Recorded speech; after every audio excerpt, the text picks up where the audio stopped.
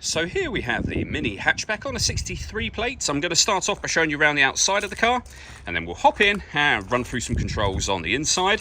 From the outside though, you can see it's a 3-door car with alloy wheels. Let's start off inside the boot and then work our way around the rest of the car from there. As we approach the back of the car, you can see we have reversing sensors, plenty of boot space as well, and this car comes with this boot liner, as you can see, which would have been an additional extra from new. Okay, so we're just going to work our way back round to the front of the car, and then we'll hop in and run through some controls on the inside. But now that we've done a full circle of it, you can see it's in lovely condition the whole way round. Just briefly before we climb in, I think it's well worth seeing the interior from this exterior point of view. There's plenty to run through on the dashboard, so let's hop in and we'll do that right now. Okay, now that we're inside the car, we're going to start with the dials. We have the rev counter around the outside of the dial that you're looking at there, and the digital readout for the speedometer within that. Below that, you can see the total miles for the car, which is 80,606.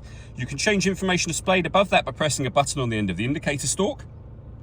Over in the center, we then have the main speedometer for the car, as well as the fuel gauge. We're on the radio menu at the moment, as you can see. We have FM and AM radio just there. If you press the mode button, you'll see we also have DAB radio, a CD player, auxiliary input, and a USB input.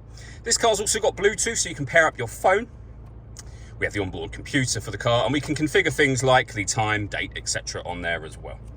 Working our way down, we have the CD player, the eject button for the CD player, and the climate control. So you can adjust the temperature inside the car. You can increase, decrease the fan speed. You can determine what direction you like the air to be distributed in. The air conditioning isn't on at the minute. That button will turn it on. You can hit auto should you wish to. The car will now take control of the fan speed and direction of the air to maintain the temperature you've asked for. We've also then got this button here that will recirculate the air that's in the car. That's a great way of heating it up or cooling it down quickly depending on the temperature you set. You can override all of this manually whenever you wish to. You see auto has now gone off. Below that, we have a heated driver's seat with 3 heat settings. Same for the passenger side just here. Rear and front fog lights, deadlocks to lock the car doors from the outside, and then your driver and passenger electric windows. Below that, we have auxiliary and USB inputs, a 12-volt charging socket, and a 6-speed manual gearbox.